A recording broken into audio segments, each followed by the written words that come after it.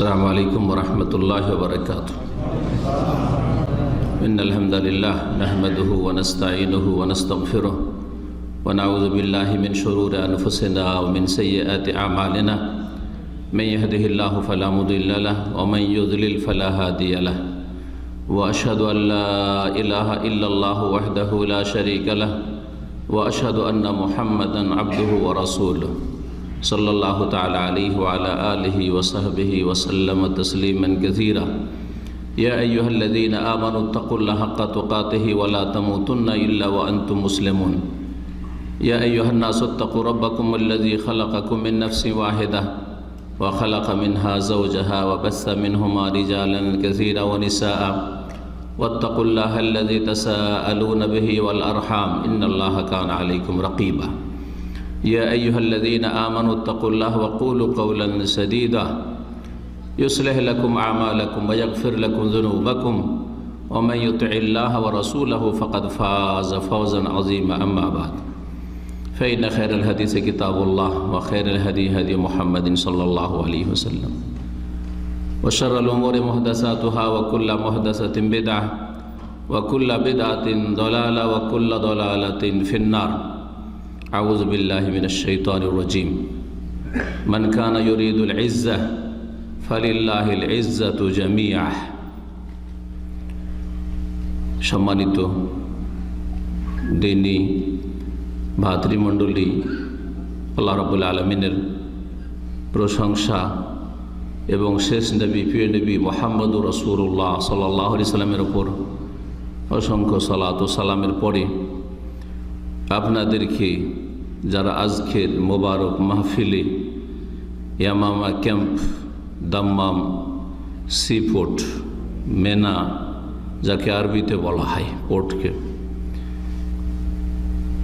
এখানকার এই ক্যাম্পের বা এই কোম্পানির ক্যাম্পের মসজিদে উপস্থিত রয়েছেন সকল ভাইদেরকে আমি আন্তরিক মোবারকবাদ জানাই। বারাকাল্লাহু ফিকুম, বলুন আমিন। যেসব ভাইরা বাইরে থেকে এসছেন তাদেরকে বিশেষভাবে ধন্যবাদ জানাই, তাদের শুকরিয়া আদায় করি এবং তাদের জন্য দোয়া করি। আল্লাহ রাব্বুল যেন আপনাদের গুনাহ খাতা মাফ করেন, পদে পদে আল্লাহ যেন আপনাদের নেকি দান করেন, গুনাহ মাফ করেন, মর্যাদা উঁচা করেন এবং আল্লাহ যেন দিন দুনিয়ার সার্বিক ক্ষেত্রে বরকত দান করেন। যারা এই ক্যাম্পে আছেন এবং এই ক্যাম্প থেকে মসজিদে হাজির হয়েছেন, আলহামদুলিল্লাহ, জাযাকুমুল্লাহু খাইরান। আল্লাহ আপনাদের ভালো করুক। আপনাদের এই সহযোগিতার জন্য যে আপনাদের মাধ্যমে আপনারাও কিছু দিনের কথা শিখবেন এবং আশেপাশের যে কোম্পানিগুলি রয়েছে সেখানকার ভাইয়েরাও, অনেকে দাম্মাম থেকে এসছেন, তারাও দিনের কিছু কথা এখান থেকে শুনে যাবে এবং শোনার পরে তারা আমল করবে এবং অন্যদেরকে এই ভালো পথের দিকে দাওয়াত দিবে। হতে পারে যে তাদের মাধ্যমে বহু লোক হেদায়েত পাবে। এই সমস্ত ভালো রাস্তাগুলি যে খুলবে বা খুলছে এইরকম নেক কাজের মাধ্যমে আপনারা যারা এই সুব্যবস্থা করেছেন, আয়োজন করেছেন এই ইয়ামামা ক্যাম্পের ভাইরা, তারা এক ভাগ নেকি পেতেই থাকবেন ইনশাআল্লাহ। আল্লাহ যেন তৌফিক দান করেন। দোয়া করব ওইসব ভাইদের হেদায়েতের জন্য, সুমতির জন্য, যারা এই ক্যাম্পে থাকা সত্ত্বেও, অনেক বাংলা ভাষাভাষী এখানে আছে, তারা বিনা কোনো শরীয়তি ওজর ছাড়া নিজের নিজের ঘরে বসে আছে। অনেকে পাপ করছে, অনেকে, কেউ তো শুইবে না, আজকাল শোয়ার যুগ না এত তাড়াতাড়ি, অনেকেই পাপ করছে। অধিকাংশ লোক পাপ করছে। মোবাইল মানে পাপ, আজকাল স্মার্টফোন মানে সময়ের বেশি যারা স্মার্টফোন নিয়ে থাকে অধিকাংশ লোক পাপই করে, ইল্লা মাশাআল্লাহ। নেকির কাজ বাদ দিয়ে পাপ অথবা জায়েজ কাজ করছে, খুব বেশি ভালো হলে জায়েজ কাজ করছে মোবাইল, কিন্তু নেকির কাজ থেকে বঞ্চিত এরা নিঃসন্দেহে হতভাগা, নিঃসন্দেহে হতভাগা। সুতরাং তাদের হেদায়েতের জন্য দোয়া করছি, আল্লাহ যেন তাদেরকে হেদায়েত দান করেন এবং তাদেরকে, তাদের মধ্যে যে সংশয় রয়েছে সেই সংশয়গুলি আল্লাহ রাব্বুল যেন দূর করে দেন। সেটা হচ্ছে বড় রোগ, মারজুস শুবহাত। গোঁড়ামি রয়েছে, অন্ধত্ব রয়েছে, বিভিন্ন ব্যাধি রয়েছে, ধর্মীয় ব্যাধি রয়েছে, যেটা সত্য গ্রহণে বাধা হয়ে দাঁড়িয়েছে। আল্লাহ যেন এই রোগগুলি ভালো করে দেন। আর কিছু লোকের মধ্যে শাহওয়াত, কুপ্রবৃত্তির ব্যাধি রয়েছে। ওর মনের খাহিশ, মনের চাহিদা পূরণ করতে চাই, দিনের কথা শুনলে মনের কুপ্রবৃত্তি পুরা হয় না, মনের খারাপ চাহিদা পূরণ হয় না, যার ফলে তারা এইরকম মোবারক মাহফিল থেকে বঞ্চিত হয়ে ঘরে ঘরে বসে আছে। আল্লাহ তাদেরকে যেন হেদায়েত দান করেন, আর তাদের মারজুস শাহওয়াত, কুপ্রবৃত্তির যে রোগ রয়েছে সেই রোগকে যেন আল্লাহ রাব্বুল আলামিন নিরাময় দান করেন, ভালো করেন। এবং সকল মুসলিমকে যে যেখানে আছে সকলকে আল্লাহ যেন হেদায়েতের পথে ফিরে আসার তৌফিক দান করেন। আজকে অল্প সময় আপনাদের নেব, কারণ আপনারা মেহনতের কাজ করেন, আর তারপরে সকাল সকালে অনেকের ডিউটিও রয়েছে, যদিও আগামীকালকে শুক্রবার অনেকের হয়তো ডিউটি নেই, সেটা বড় কথা নয়। তারপরে আসল বিষয় হচ্ছে যে ফজরে জাগতে হবে, এটা হচ্ছে সবচেয়ে বড় ফরজ কাজ। যদিও এলম শিখা ফরজ, আপনাদের মতো লোকদের এলম শিখা ফরজ, এই নয় যে সুন্নাত মুস্তাহাব, নফল। নফল কার? যার দিন সম্পর্কে মোটামুটি তার চলার মতো হেদায়েতের পথে চলতে পারবে এইরকম জ্ঞান আছে, শিরক বিদআত সম্পর্কে যথেষ্ট জানে, তাওহীদ সম্পর্কে যথেষ্ট জানে, আর সুন্নাহ সম্পর্কে যথেষ্ট জানে, ফরজ ইবাদত বন্দেগীর গুরুত্ব যথেষ্ট জানে, নিয়ম কানুন যথেষ্ট জানে, আর অতিরিক্ত কিছু শিখছে আলেম ওলামারা, তাদের ক্ষেত্রে বলা যেতে পারে যে নফল বা মুস্তাহাব এলম শিখা। বাকি অধিকাংশ মুসলিম জনগণের জন্য দিন শিখা বর্তমান যুগে অত্যন্ত বড় ফরজ কাজ। আর আমল করার আগে এলম শিখা ফরজ। আমল করার আগে এলম এবং আমল। এলম মানে জানা, আর আমল মানে করা, কাজ করা। কাজ করার আগে কাজ জানা ফরজ। কথা ঠিক কিনা? শুধু দিনের ক্ষেত্রে না, দুনিয়ার ক্ষেত্রেও? দুনিয়ার ক্ষেত্রে আপনারা যে কোম্পানিতে কাজ করছেন, যে কাজগুলি করছেন, যে পেশাতে আছেন, ওই কাজ আগে জেনেছেন না আগে কাজ করেছেন?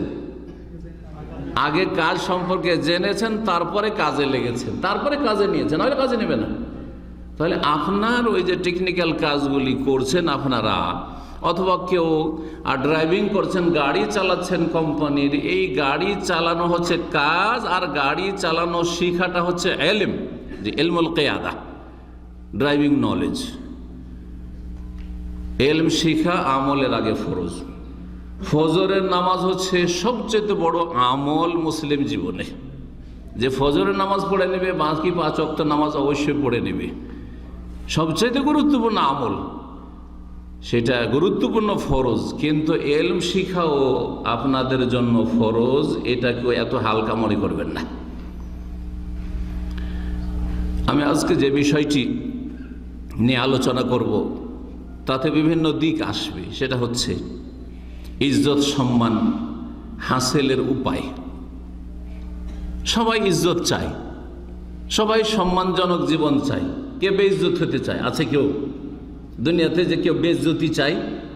অপদস্থ হোক, অপমানিত হোক, কেউ চায় না। কিন্তু রাজা বাদশাহ আর শাসক গোষ্ঠী থেকে শুরু করে একটা ফকিরও ইজ্জতের সাথে, যাতে করে ওর পেশা যদি চাওয়াও হয় তারপরে যাতে ইজ্জতের সাথেও চেয়ে দে, আভিক্ষা করে বাড়ি ফিরে।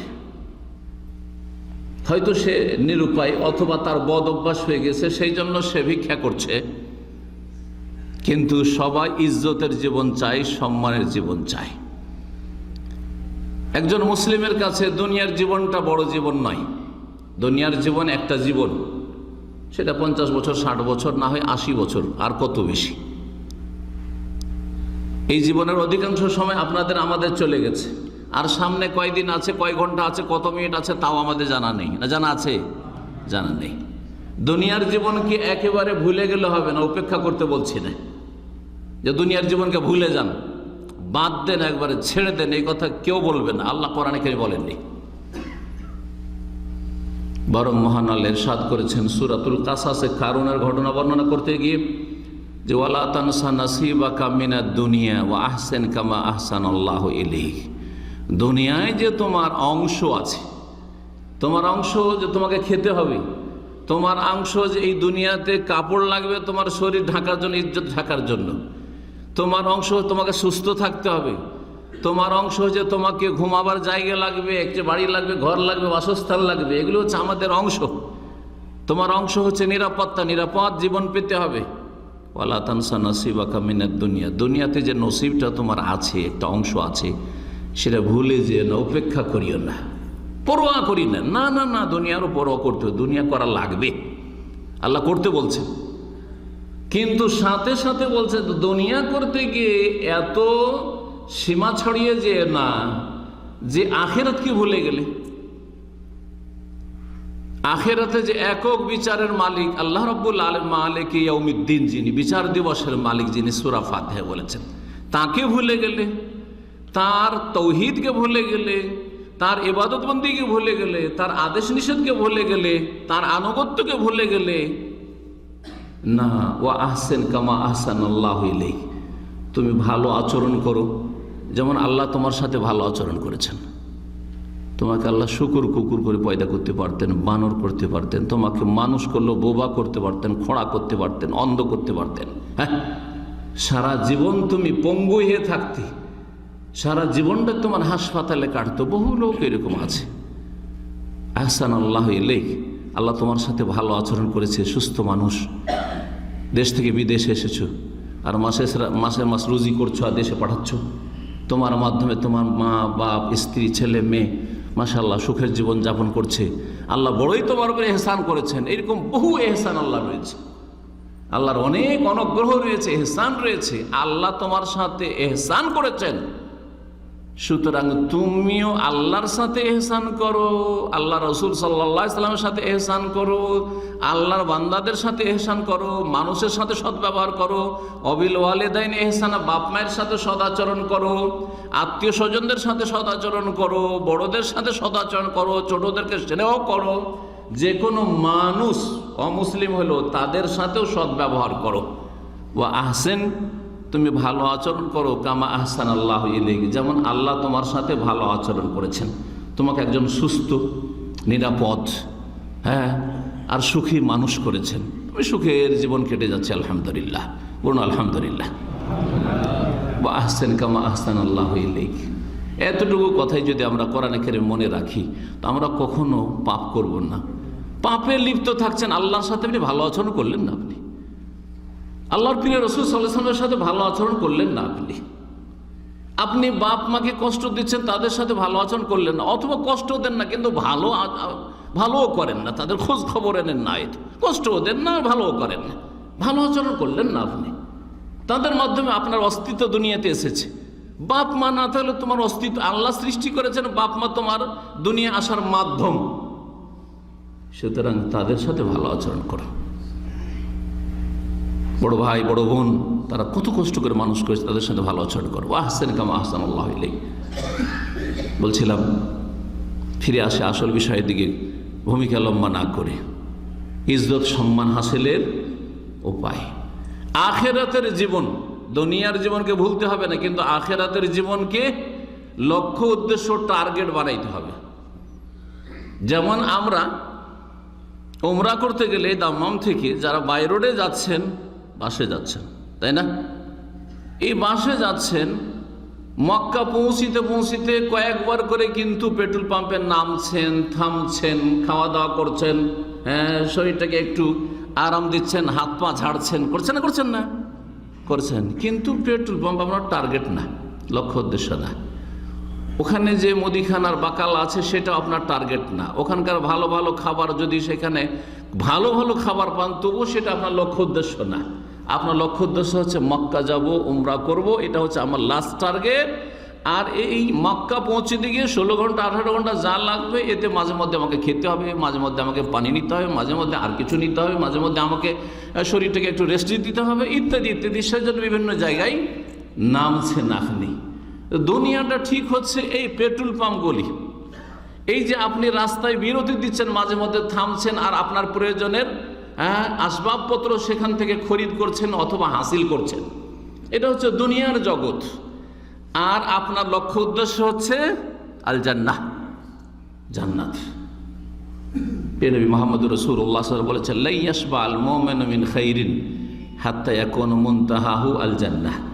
মুমিনকে যতই দুনিয়ার কল্যাণ দেওয়া হোক, কখনো সে পরিতৃপ্ত হবে না, কখনো তার মন ভরে যাবে না যে হয়ে গেছে যথেষ্ট, আমার সুখের শেষ নেই, হ্যাঁ, আমার আয়েশ আরামের শেষ নেই, আমার শান্তির শেষ নেই, আমার দুনিয়ার সম্মানের শেষ নেই, আর আমার ক্ষমতার শেষ নেই। না না না, একজন মুমিন মুসলিম মানুষ যতই দুনিয়ার সুখের সামগ্রী পেয়ে যাক না কেন, লাইয়াস বা কখনো সে পরিতৃপ্ত হবে না, কখনো তার মন ভরবে না।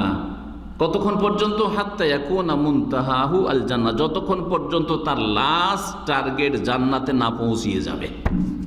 জান্নাতে পৌঁছা পর্যন্ত মন ভরবে না। এগুলো আমার গরজ নয়।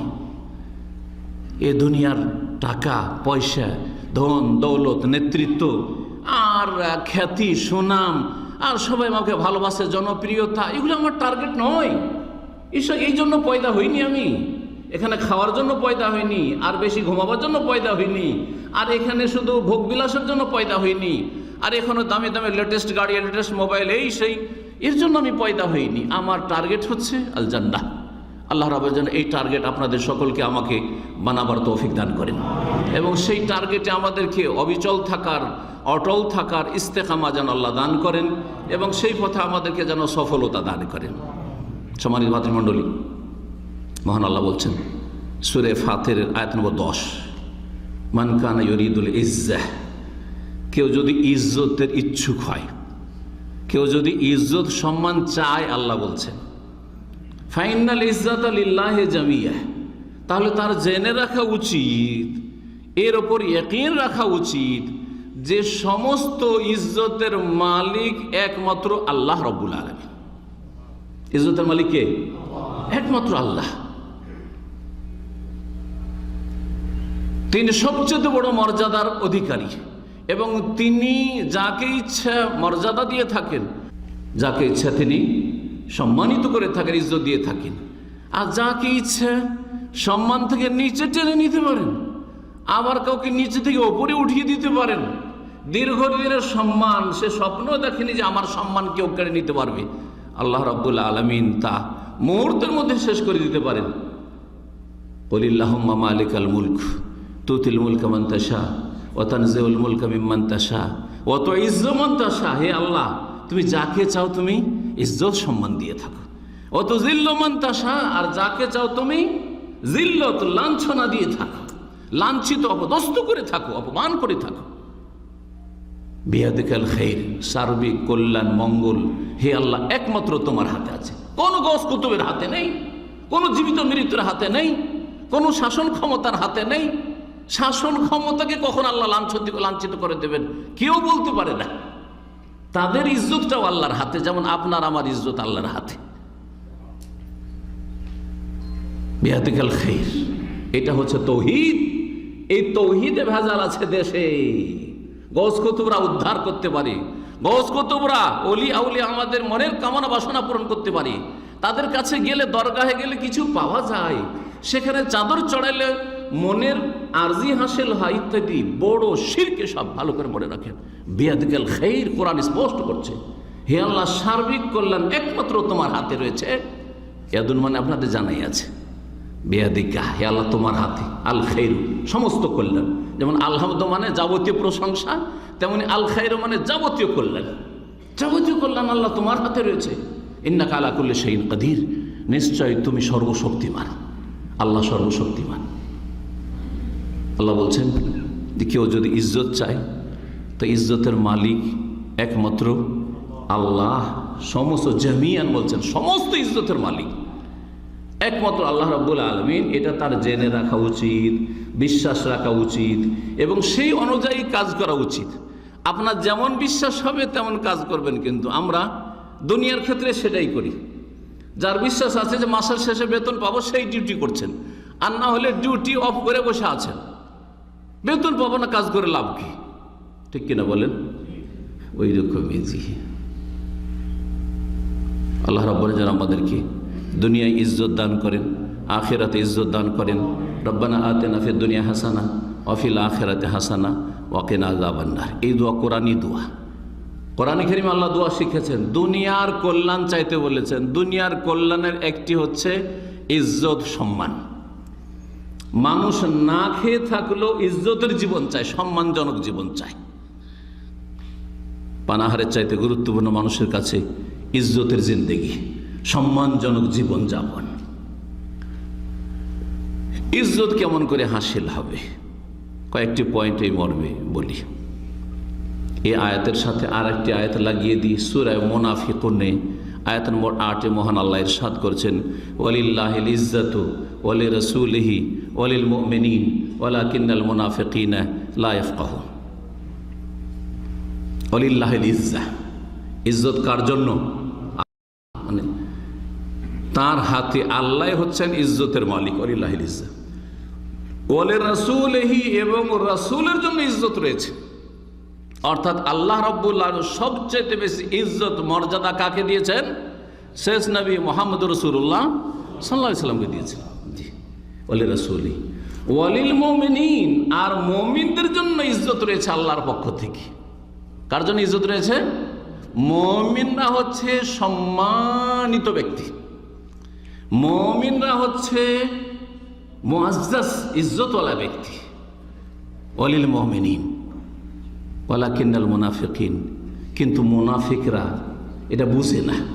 মুনাফিকরা মনে করে, কেউ মনে করে যে পয়সা হইলে আমার সম্মান, কেউ মনে করে যে আমি বড় নেতা হইতে পারলেই সম্মান, কেউ মনে করে যে আমাকে যদি সারা দুনিয়ার লোক চেনে তাতে বেশি সম্মান, কেউ মনে করে যে আমার যদি লোকেরা সুনাম করে তাতে বেশি সম্মান, ইত্যাদি ইত্যাদি। এক এক লোক এক এক জিনিসে সম্মান খুঁজে বেড়ায়। বর্তমান যুগে বিশেষ করে অধিকাংশ মুসলিমদের মুখ থেকেও শোনা যায়।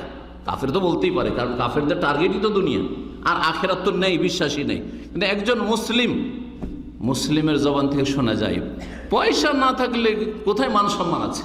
পয়সা থাকলে তোমাকে সবাই তোমার খোঁজ করবে।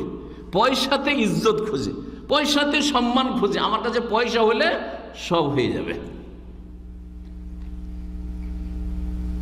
ইতিহাস মানব জাতির এই ধরনের কথাগুলিকে ভুল প্রমাণ করেছে, ভুল প্রমাণ করেছে। কোরআনে কারীমের ইতিহাস সত্য ইতিহাস যদি দেখেন, আর চোখের সামনে যে সব ইতিহাস আপনাদের রয়েছে অথবা শুনেছেন আর জানা আছে যে সব সত্য ঘটনা, সেসব যদি একবার করে চিন্তা করেন তাহলে স্পষ্ট হয়ে যাবে যে পয়সার ইজ্জত ইজ্জত নয়, ক্ষমতার ইজ্জত ইজ্জত নয়, নেতৃত্বের ইজ্জত ইজ্জত নয়। এগুলো হচ্ছে টেম্পোরারি জিনিস, যে ক্ষণিকের। শোহরাত, খ্যাতির ইজ্জত ইজ্জত নয়। একটা লোক ভালো বলে খ্যাত হয়ে গেছে, বিখ্যাত হয়ে গেছে, খ্যাতি পেয়ে গেছে, মানুষ জানে লোক খুব ভালো, হঠাৎ করে এমন কেলেঙ্কারিতে ফেঁসে গেল যে মানুষের কাছে কি হয়ে গেল, একবারে মাটিতে মিশে গেল। হচ্ছে না, হচ্ছে না? হচ্ছে। তাহলে এতেও ধোকা খাওয়ার কিছু নেই যে আমাকে খুব লোকেরা চেনে আর আমি খুব মশহুর ব্যক্তি, আমি খুব ফেমাস ব্যক্তি, এসব কিছুই না। আসলে আমি অনেক পয়সাওয়ালা ব্যক্তি না। যারা এই দুনিয়ার যেগুলি ভোগের সামগ্রী বা উপায় উপকরণ, এগুলিতে ইজ্জত খুঁজে, ওদেরকে আল্লাহ মুনাফিকিন বলেছেন। কিন্তু আয়াতটা নিয়ে একটু চিন্তা করুন, ওয়ালিল্লাহিল ইজ্জাতু ওয়ালি রাসূলিহি ওয়ালিল মুমিনিন ওয়ালাকিন্নাল মুনাফিকিনা লা ইয়াফকাহুন। মুনাফিকরা বুঝে না, মনে করে যে নেতা হইতে পারলে ইজ্জত আছে, সবাই আমার কাছে আসবে, মনে করে যে পয়সা হইলে আমার কাছে সবাই আসবে, আমি কারো ধার ধারি না, ওকে আসতে হবে আমার কাছে, ওরা আমার ছাড়া চলতে পারবে না, ইত্যাদি ইত্যাদি। দু তিনটা উদাহরণ দিলে বুঝতে পারবেন। ফেরাউন কত বড় নেতা ছিল, চিন্তা করেন তো, কত বড় নেতা ছিল। ফেরাউনের নাম কোরআনে কারীমে কতবার এসছে? একবার একটা ভালো দোয়া কেউ দিচ্ছে? দিবেন? দোয়া দিবেন ফেরাউনকে? কেউ দিবেন না, আপনারা মুসলিম দিবেন না। আচ্ছা চলো, নন মুসলিমেরা দিচ্ছে ফেরাউনকে করে দোয়া নাকি? ওদের কথা দোয়া দিলে ওদের দোয়া তো কবুল হবে না, কিন্তু কেউ তারপরও কি একটা কেউ ভালো দোয়া, ভালো ভাষা ফেরাউন পাচ্ছে কারো কাছে?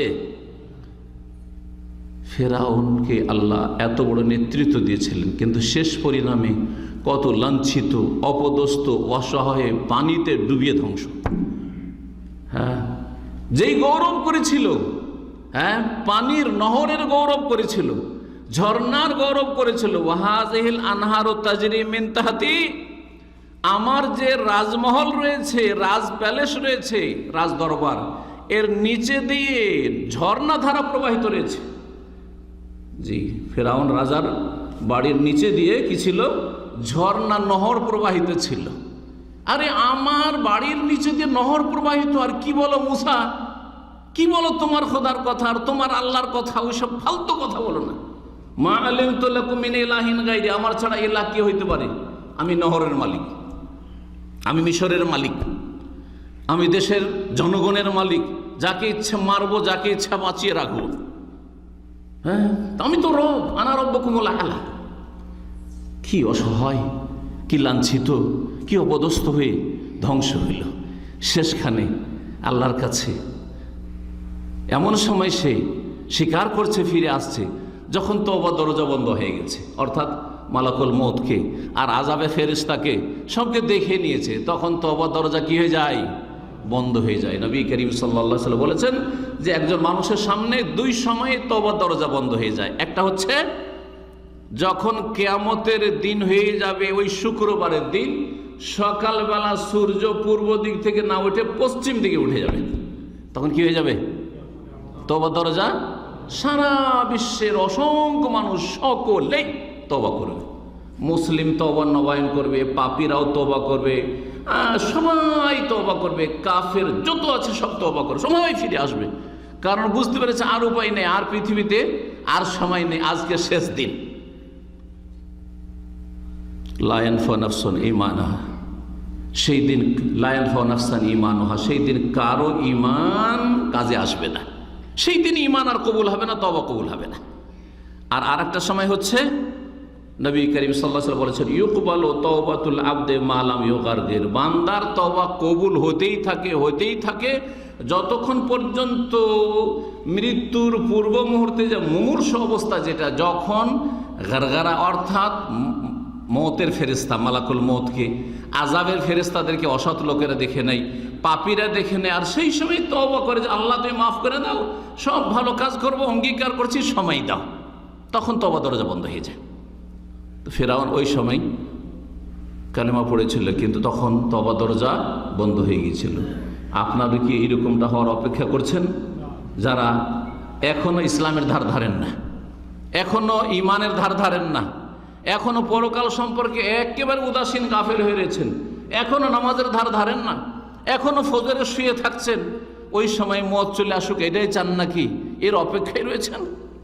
আল্লাহ যেন আমাদের সংশোধন করার তৌফিক দান করেন। ইজ্জত মুমিনদের জন্য রয়েছে, কিন্তু মুনাফিকরা বুঝে না, দুনিয়ার এদিক সেদিকে ইজ্জত তলাশ করে বেড়ায়। পয়সাতে ইজ্জত, এই কথাটি আজকাল খুব ব্যাপক হারে ছড়িয়েছে, কারণ এই পয়সার ফিতনার যুগ। পয়সা খুব মানুষের কাছে হয়েছে, পকেট গরম মানুষের, পয়সার অভাব নেই। জি, দুনিয়ার মধ্যে সবচেয়ে বড় ধনীর কথা কোরআনে কারীম আল্লাহ বর্ণনা করেছেন, তার নাম জানেন? হ্যাঁ, কারুন। সেই কারুনের ধন সম্পদ কাজে এসেছে? হ্যাঁ, কত লাঞ্ছিত, কত অপদস্থ, আর মাটিতে ধসে গেল তো গেল, এখনো ফাহুয়া ইয়াতাজালজালু বিহি ইলা ইয়াউমিল কিয়ামah। নবী মুহাম্মদ রাসূলুল্লাহ সাল্লাল্লাহু আলাইহি ওয়াসাল্লাম বলেছেন, কিয়ামত পর্যন্ত ও মাটিতে ধসতেই আছে, নামতেই আছে পাতালে। সুবহানাল্লাহ। কোরআনে কারীমের ভাষায় সূরা কাসালা বলছেন, ফাখাসাফনা বিহি ওয়া বিদারিহিল আরদা, তাকে মাটিতে পুঁতে দিলাম, ধসিয়ে দিলাম, ওয়া বিদারিহি, তার বাড়ি ঘরকে ধসিয়ে দিলাম, জমিনে আরদা। ফামা কানা লাহু মিন ফিয়াতিন ইয়ানসুরুনাহু মিন দুনিল্লাহ, আল্লাহ ছাড়া কোনো শক্তি তাকে রক্ষা করতে পারলো না। আল্লাহ বলছেন, আল্লাহ ছাড়া কোনো দল, কোনো সেনাবাহিনী, কোনো শক্তি তাকে উদ্ধার করতে পারলো না, বাঁচাতে পারলো না। আল্লাহ বলছেন, ওমা কানা মিনাল মুনতাসিরিন, হয় কেউ তাকে রক্ষা করবে অথবা সেই প্রতিশোধ নেবে। আপনাকে কেউ যদি মারতে আসে, তাহলে দুইয়ের এক, হয় আপনাকে অন্যরা রক্ষা করবে, মারতে দেবে না, আর না হলে আপনি কি করবেন? প্রতিশোধ নিতে গিয়ে তাকে মেরে দিবেন, তাই না? এটা একটা হয়ে থাকে। আল্লাহ বলছেন ওমা কানা মিনাল মুনতাসিরিন, আর ওর ক্ষমতাও ছিল না যে আল্লাহর বিরুদ্ধে সে অ্যাকশন নিয়ে প্রতিশোধ নেবে, যে আমাকে ধ্বংস করতে এসছে আল্লাহ, হ্যাঁ, বা মালায়েকা ফেরেশতা আমাকে মাটিতে ধসাবে, আমি এর প্রতিশোধ নিয়ে নেব। ওমা কানা মিনাল মুনতাসিরিন, এই ক্ষমতাও তার ছিল না, এই ক্ষমতাও তার ছিল না। সম্মানিত ভাতৃমণ্ডলী, ইজ্জত মুমিনদের জন্য রয়েছে, আল্লাহর পরে এবং রাসূলুল্লাহ সাল্লাল্লাহু আলাইহি ওয়াসাল্লামের পরে ইজ্জত কার জন্য রয়েছে? মুমিন। মুমিন কারা? জন্মসূত্রে মুসলিম হইলে মুমিন ঈমানদার লোক, যারা বিশ্বাসী অবিশ্বাসী নয়, যাদের বিশ্বাস আসে। আর একটু আগে বললাম, বিশ্বাস অনুযায়ী কাজ করলে সেটা বিশ্বাস, আর বিশ্বাস অনুযায়ী কাজ না করলে সেটা বিশ্বাস না। আমরা মেলা কথা শুনে বিশ্বাস করি না, তখন হ্যাঁ আমরা তার উল্টো পাল্টা কাজ করি। বিশ্বাসী যদি হন তো বিশ্বাস অনুযায়ী কাজ হবে। সুতরাং আপনাকে প্রমাণ করে দিতে হবে যে আমি আল্লাহ বিশ্বাসী, আমি আখেরাতে বিশ্বাসী, আমি আল্লাহ রাসূল সাল্লাল্লাহু আলাইহি ওয়াসাল্লামের রিসালাতে বিশ্বাসী, আমি আল্লাহর কিতাব কোরআনে কারীমে বিশ্বাসী, আমি ভালো মন্দ তাকদীরে বিশ্বাসী, আমি মালায়েকা ফেরেশতায় বিশ্বাসী। ফেরেশতারা নোট করছে আমাদের কথা, বিশ্বাসী। সুতরাং সাবধান, সব রেকর্ড হচ্ছে, কিন্তু বাপ মা দেখলো না, হ্যাঁ, সরকার দেখলো না, অপরাধ করলে তুমি, যার চুরি করলে সেও দেখলো না, হ্যাঁ, বা যার উপরে জুলম অত্যাচার করলে সে প্রতিশোধ নিতে পারলো না, কিন্তু মালাইকার প্রতি তোমার ঈমান আছে তো, এ মালাইকা রেকর্ড করছে। এইভাবে বিশ্বাস মানুষকে কাজ করতে বাধ্য করে, বিশ্বাস মানুষকে কি করে? কাজ করতে বাধ্য করে। ইজ্জত মুমিনের জন্য, ঈমানদারের জন্য। ইজ্জত হাসিল হবে মুমিন কেমন মুমিন হইলে? তাহলে আসলে মুমিন, আপনাকে একবারে কামেল মুমিন হওয়ার কথা বলছি না, কমপক্ষে চলার মতো এতটা মুমিন মুসলিম হয়ে যান যাতে নিরাপদ জান্নাতে যেতে পারেন। আল্লাহ যেন সকলকে জান্নাতুল ফিরদৌস দান করে। সবাই একবার আবু বকর, ওমর, উসমান আর সাহাবায়ে কেরামদের মর্যাদার মুমিন কেউ হইতে, আপনারা হইতে পারবেন না, আমি হইতে পারবো না। জি, এই দাবি কেউ যদি করে সে মিথ্যুক। কিন্তু কথা হচ্ছে যে এতটা আপনাকে ঈমানদার হইতে হবে যাতে আপনি আল্লাহর আযাবে ধরা না খেয়ে যান, আল্লাহ যেন ধরে নানের পকড়াও না করেন, জাহান্নামে যাতে করে না যেতে হয়, জাহান্নাম থেকে বেঁচে যেতে পারেন, তাহলে আপনি কামিয়াব। ফামান যুহজিহা আনিন নার ওয়া উদখিলাল জান্নাতা ফাকাদ ফাজ। যাকে জাহান্নাম থেকে দূরে সরিয়ে দেওয়া হইল, যে না তুই দূরে থাক, তোর জন্য জাহান্নাম না, ওয়া উদখিলাল জান্নাত, আর জান্নাতে তাকে দাখিল করে দেওয়া হইল, প্রবেশ করিয়ে দেওয়া হইল, ফাকাদ ফাজা, সে কামিয়াব হয়ে গেল, সফল হয়ে গেল, সে সাকসেসফুল হয়ে গেল, কামিয়াব জিন্দেগি তার, সে হচ্ছে সম্মানিত। দুনিয়া আখেরাত, ইহকাল পরকাল, দুই কালেই সম্মানিত হইতে হবে। দুই কালে যদি সম্মান চান, এমন না যে শুধু আখেরাত। অনেকে মনে করে যে ইসলাম ঈমান এসব করলে শুধু পরকালে মরার পরই পাবো, দুনিয়ায় পাবো না। তারা জাহিল, বুঝে না কিছু। আখেরাতেও পাবেন, দুনিয়াতেও পাবেন। দুনিয়ার বড় বড় রাজা বাদশারা ছিল, আর এখন আছে, কিয়ামত পর্যন্ত আসতে থাকবে, ঠিক কিনা? তাদের নাম কি আমাদের সামনে আসে না? আসে না? আসে না? কয়জন তাদেরকে রহমতুল্লাহ আলাইহি বলে দোয়া দেন, ঠিক কিনা? অনেক মুসলিম, তারপরও খলিফা মানসুর, খলিফা হারুন রশিদ, আপনাদের সামনে মেলাই নামগুলো আসে, কিন্তু আপনারা, তারা অবশ্য রাহিমাহুল্লাহ বলা উচিত, একজন মুসলিম, তাদের দ্বারা অনেক নেক কাজ হয়েছে, কিন্তু তারপরেও এই দোয়াগুলি তারা এত পরিমাণ পায় না, মাঝে মধ্যে কেউ হয়তো বলে দিল। অথচ আমি আপনাদেরকে শুধু একটা ঘটনা বলছি। তাদের জামানার ইমাম, তাদের জামানার ইমাম, খলিফা মানসুরের জামানার ইমাম হচ্ছেন ইমাম আবু হানিফা রহমতুল্লাহ আলাইহি। এবং ইমাম আবু হানিফা রহমতুল্লাহ আলাইহির পরে পরে এই প্রধান বিচারপতি আব্বাসী খলিফাদের সারা মুসলিম বিশ্ব, বিশাল মুসলিম বিশ্ব, তখন খেলাফত মানে ছোটোখাটো দেশ না, বিশাল একটা বর্তমান যুগের কানাডার মতো, যেটা পূর্ব থেকে পশ্চিম 8000 মাইল ধরেন। জি হ্যাঁ, ফ্লাইটে এক দেশের এই মাথা থেকে ওই মাথা যেতে 7 থেকে 8 ঘন্টা লাগে, 9 ঘন্টা লাগে, এইরকম বড় দেশ। তখনকার যুগে যদি ফ্লাইট থাকতো, এত লম্বা চওড়া দেশ আব্বাসী খেলাফত, এত বড় বিশাল দেশের প্রধান বিচারপতি রাইসুল কোদাত ছিলেন ইমাম আবু ইউসুফ রহমতুল্লাহ আলাইহি।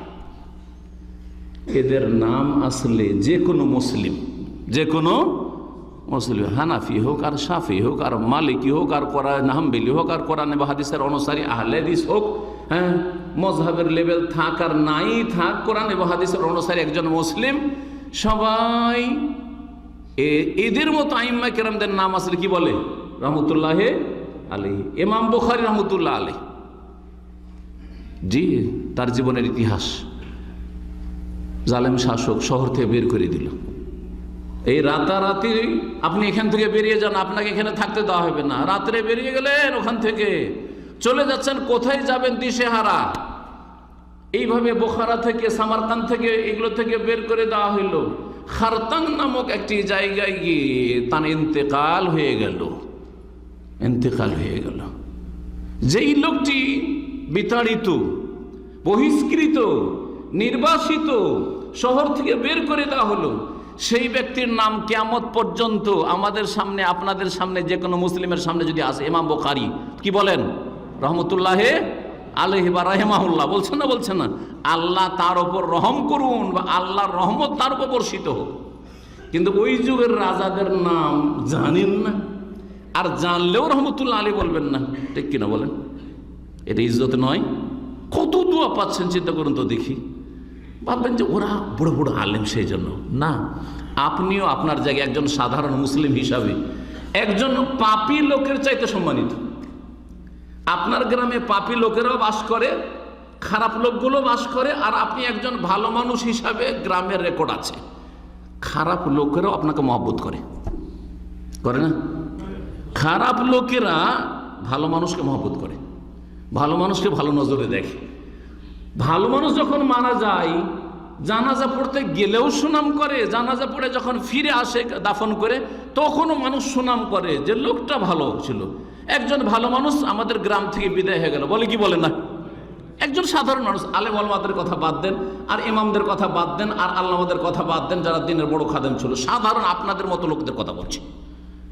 কিন্তু গ্রামের একটা চোর যদি মারা যায়, হয় জানাজাই যাবে না, দাফন করতেই যাবে না, আর যদি কেউ যায় আত্মীয়তার খাতিরে অথবা বন্ধুত্বের খাতিরে, পার্থিব স্বার্থে যায়ও এই অসৎ পাপীদেরকে দাফন করতে, কখনো সুনাম করবে না। বলবেন লোকটা চলে গেল কিন্তু খুব খারাপ লোক ছিল, লোকটা চলে গেল কিন্তু বড় সুদখোর ছিল, লোকটা দুনিয়া থেকে চলে গেল কিন্তু অনেক অত্যাচার করেছে, হ্যাঁ, অনেক বেঈমানি আত্মসাৎ করেছে। লোকটা চলে গেল কিন্তু জীবনে ভালো করে নামাজটা পড়লো না, বলে কি বলে না? ওয়ালিল্লাহিল ইজ্জাতু ওয়া লিরাসূলিহি ওয়া লিল মুমিনিনা ওয়ালাকিন্নাল মুনাফিকিনা লা ইয়াফকাহুন। জি, ইজ্জতের মালিক আল্লাহ, অন্তরে ভালোবাসা সৃষ্টি করার মালিক আল্লাহ। জি, কোনো স্বার্থ নেই গরিব বেচারা নেক মানুষের সাথে, একটা পয়সার স্বার্থ নেই, কিচ্ছু পাবে না তার কাছে। তারপর ওকে দাফন করে আসছে, সবাই সুনাম করছে, সবাই সুনাম করছে। এখানে একজন লোক মারা যাক, আপনাদের ক্যাম্পে কিছুদিন আগে মারা গেছিল এক ভাই, তো মারা যাক, ভালো মানুষ হলে সবাই বলে লোকটা খুব ভালো মানুষ ছিল, লোক খুব ভালো মানুষ ছিল, আল্লাহ ওর ছেলে মেয়েদের হেফাজত করুক, ওর পরিবার হেফাজত করুক, বলবে না? বলবে না? কিন্তু খারাপ লোক যদি মারা যায়, লোকটা খুব খারাপ ছিল, সাথী সঙ্গীদের কষ্ট দিত, ক্যাম্পে বড় ডিস্টার্ব করতো, আর মানুষের সাথে ঝগড়া বিবাদ করতো, বলবে কি বলবে না? লোকটা মরে গেল কিন্তু হতভাগা, মসজিদে কোনোদিন দেখতাম না, বলবে না? বলবে না? আউযুবিল্লাহ, এরকম জিন্দেগি থেকে। জি, ইজ্জতের মালিক আল্লাহ। ইজ্জত, সবচেয়ে বড় ইজ্জত পেয়েছেন রাসূলুল্লাহ সাল্লাল্লাহু আলাইহি সাল্লাম। তারপরে প্রত্যেক মুমিন মুসলিম হচ্ছে সম্মানিত, মুমিন মুসলিম হচ্ছে সম্মানিত। এই সম্মান হাসিল করার জন্য কয়েকটি কাজ বলছি, কয়েকটি কর্মসূচি আপনাদেরকে দিচ্ছি। প্রথম কাজ হচ্ছে যে দুনিয়া শিখবেন পেটের ঘরে, যে ওটা বলতে হবে না। কে কোনটা শিখে রুজি রোজগার করতে পারবেন ওটা কিন্তু আপনারা ভালো করে বুঝেন, ওটা বলা লাগবে না। কিন্তু বলবো যে যদি সম্মানিত হয়তো হয় আল্লাহর কাছে, সম্মানিত হইতে হয় হাসরের মাঠে, সম্মানিত হইতে হয় গ্রামবাসীর কাছে, সম্মানিত হইতে হয় যেখানে সাথী সঙ্গীদের কাছে, সম্মানিত হয় মুসলিম সমাজে, যদি সম্মানিত হইতে হয় এমনকি পরিবারের কাছে সম্মানিত হইতে হয়, নিজের স্ত্রী ছেলে মেয়ের কাছেও সম্মানিত হইতে পারবেন আপনি। আমাদের একজন নিউ মুসলিম ছিল, ফিলিপিনো, ইসলাম গ্রহণ করার আগে মদ খেত, আর সে নিজে ইসলাম গ্রহণ করার পরে আমাকে বলেছে সে পার্সোনালি যে আমার 52টি মহিলার সাথে অবৈধ সম্পর্ক ছিল। আউযুবিল্লাহ, 52টি মহিলার সাথে কি ছিল? বুঝেন ফিলিপাইনের যে সমাজ, মানে অবাধ স্বাধীনতা, 52টি মহিলার সাথে কি ছিল? অবাধ স্বাধীনতা ছিল। তার মধ্যে আমার স্ত্রীটা হচ্ছে 51 নম্বর। কত নম্বর? 51 নম্বর। ইসলাম কবুল করার আগে মদখোর ছিলাম, এইরকম চরিত্রহীন ছিলাম। ইসলাম কবুল করার পরে সৌদি আরব থেকে মানিলা ফিরে গেলাম। মানিলা রাজধানীতে বাড়ি ছিল ফিলিপিনে। ফিরে গেলাম। ফিরে যাওয়ার পরে আমার চরিত্রই আলাদা। না মদ, না নেশা, না কোনো মহিলার সাথে, বেগানা মহিলার সাথে আমার কোনো টেলিফোন, ওকে নিয়ে ঘোরা তো দূরের কথা, গার্লফ্রেন্ড নিয়ে কোনো টেলিফোন নাই, কিচ্ছু নেই। আমার চরিত্রই পাল্টে গেছে। না গালমন্দ করা স্ত্রীকে, না স্ত্রীকে কষ্ট দেওয়া। আমার স্ত্রী বলছে যে তুমি তো অন্য কোনো মানুষ এসছো, সেই লোক না তুমি। ফ্লোরিডিস তার নাম ছিল। জি, বলছে সেই লোক তুমি না, তুমি অন্য কোনো লোক হয়ে এসেছো সৌদি আরব থেকে। সুবহানাল্লাহ। চিন্তা করেন, এইরকম ফেরেশতা চরিত্রের মানুষ কিসে তৈরি করলো? ইসলাম। ইসলাম, জি। ইসলামকে যে যত বেশি আঁকড়ে ধরবেন সে তত ভালো মানুষ হতে পারবেন। এর প্রথম কর্মসূচি হচ্ছে যে আপনাকে দিন শিখতে হবে। দিন শিখলে আল্লাহ দুনিয়াতেও সম্মান দেবেন আর আখিরাতে সম্মান দেবেন। আমাদের এক বাংলাদেশি ভাই, হালকা বয়সের, মাত্র ছিল 20-25 বছর, কারণ এখানে 20-21 বছর এই দামামি হয়ে যাচ্ছে। তো সেই ছেলেটা এখান থেকে দেশে গেছে, বেশি টাকা পয়সা, গরিব মানুষ, অল্প বেতনে চাকরি করতে, কিচ্ছু নিয়ে যেতে পারেনি। ওর মা বলছে যে বাবা রে, টাকা পয়সা দরকার নেই তোর, তুই টাকা পয়সা নিয়ে আসতে পারিস নি, অল্প বেতন পাতি, অসুবিধা নেই, টাকা পয়সা দরকার নেই, কিন্তু তুই যে একটা ভালো ছেলে, গ্রামে এক ওয়াক্ত নামাজ পড়াইতে পারিনি তোকে, আর তোকে একটা ভালো কথা বললে তুই শুনতি না, টেढ़া বাঁকা কাজ করতি, উল্টাপাল্টা কাজ করতি, তুই যে এত ভালো ছেলে হয়ে এসেছিস, আমি ধন্য হয়ে গেছি। মা বলছে যে আমি যে কত খুশি হয়েছি, কত যে খুশি হয়েছি বাবা তোকে পেয়ে, তোর টাকার দরকার নেই। সুবহানাল্লাহ। চিন্তা করেন, এটা সত্য ঘটনা বলছি আপনাকে, এই দামামের ঘটনা। আপনি ওই রকমই আপনার মায়ের কাছে যাওয়ার চেষ্টা করেন, এইরকম চরিত্রবান হয়ে আপনার স্ত্রীর কাছে যাওয়ার চেষ্টা করেন, ওই রকম চরিত্রবান হয়ে আপনার ছেলে মেয়ের কাছে যাওয়ার চেষ্টা করেন, ওই রকম চরিত্রবান হয়ে আপনি আপনার গ্রামবাসীর কাছে যাওয়ার চেষ্টা করেন। জি, অনেক ভাইরা আছে যে ইসলামে কিচ্ছু জানতো না, এখান থেকে দেশে গিয়ে জুমার খুতবা দিচ্ছে। গ্রামের লোক অবাক যে মাদ্রাসায় পড়েনি, আরবি জানে না, কিছুই জানে না, সৌদি আরব থেকে এত সুন্দর কথা বলতে পারে। একজন দুজন না, হাজার হাজার মানুষ এরকম তৈরি হয়েছে, শুধু বাংলাদেশের মানুষ তৈরি হয়েছে। সুতরাং আপনিও একজন হইতে পারেন ওই রকম। আল্লাহ যেন আপনাদের সকলকে তৌফিক দান করেন।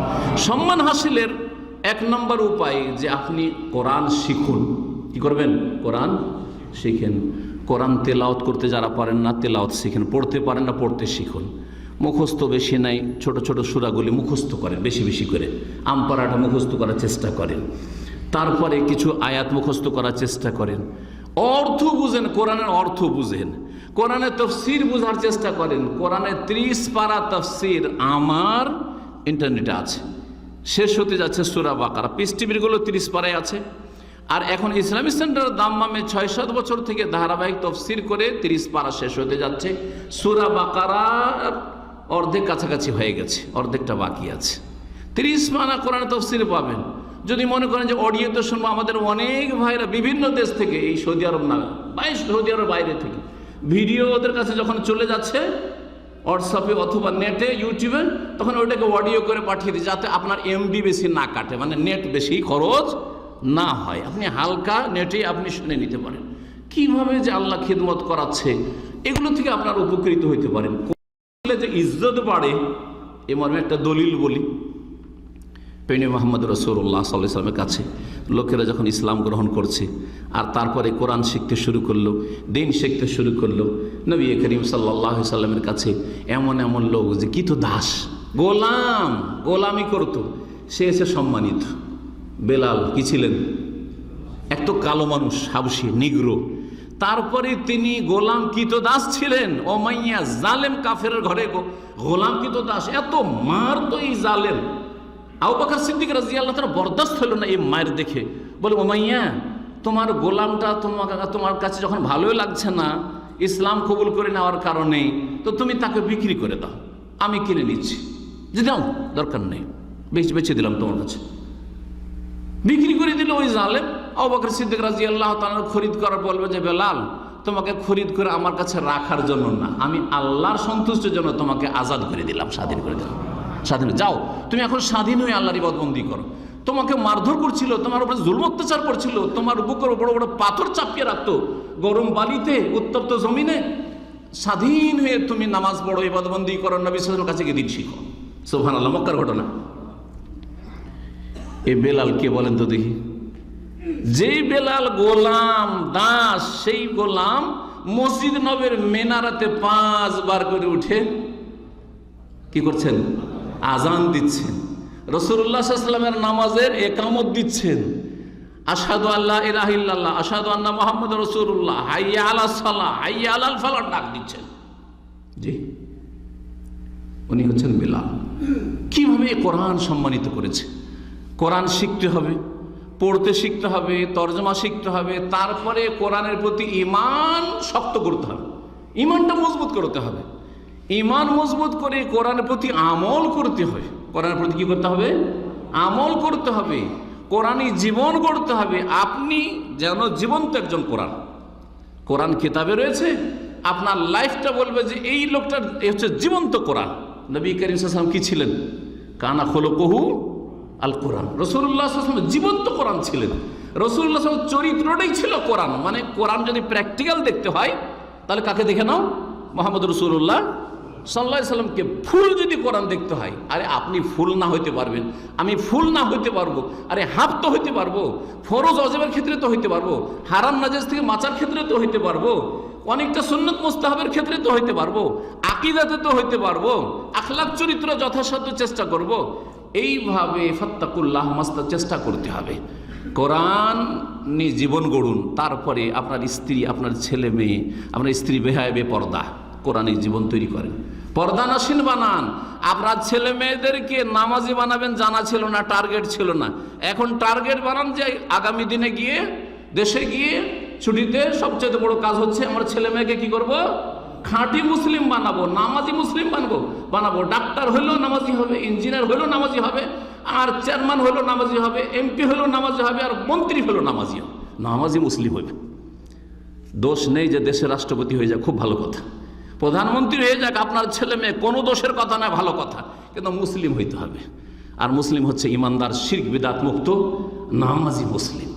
আপনি ছেলে মেয়েকে যদি নামাজি বানিয়ে দিতে পারেন, কামিয়াব হয়ে গেলেন আপনি। এতে রয়েছে সম্মান। সম্মানিত মাতৃমণ্ডলী, সম্মান রয়েছে তৌহিদ। কোরআনে কারীমের সম্মান রয়েছে আর তৌহিদের সম্মান রয়েছে। কোরআনে কারীম সম্পর্কে একটি হাদিস বলি। নবী করিম সাল্লাল্লাহু আলাইহি ওয়াসাল্লাম ওই সময় বলেছিলেন, ইন্নাল্লাহা ইয়ারফাউ বিহাযাল কিতাবি আকওয়ামান ওয়া ইয়াদাউ বিহি আখারিন।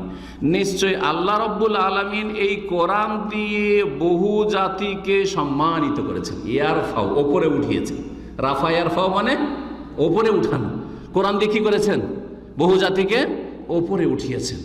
ওয়াদাউ বিহি আখারিন, আর বহু জাতিকে, অনেক লোকদেরকে আল্লাহ কোরআনের কারণে অপদস্থ করেছেন, লাঞ্ছিত করেছেন। আবু বকর, উমর, ওসমান, আলী, এদের জীবন যদি দেখেন, তারা কি ছিলেন বলেন? আরব দেশে ওই যুগে মানুষের রুজি রোজগারের ব্যবস্থা কি ছিল? বকরির পাল, ঠিক কিনা?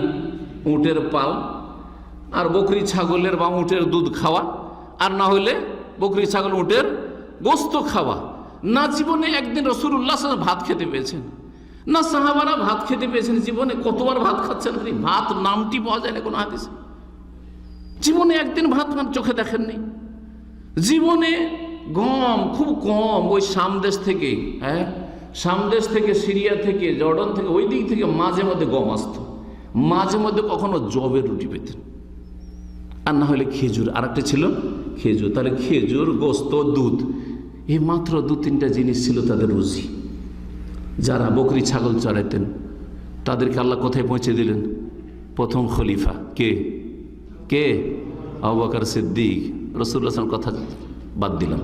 তারপরে যারা মুসলিম হলেন, কোরআনের প্রতি আমল করলেন, কোরআন শিখলেন, কোরআন মুখস্থ করলেন, কোরআনের দিকে দাওয়াত দিলেন, কোরআনের পরিবেশ তৈরি করলেন, কোরআনী সমাজ তৈরি করলেন, কোরআনী পরিবার তৈরি করলেন, কোরআনী জীবন যারা গড়লেন, প্রথম খলিফা।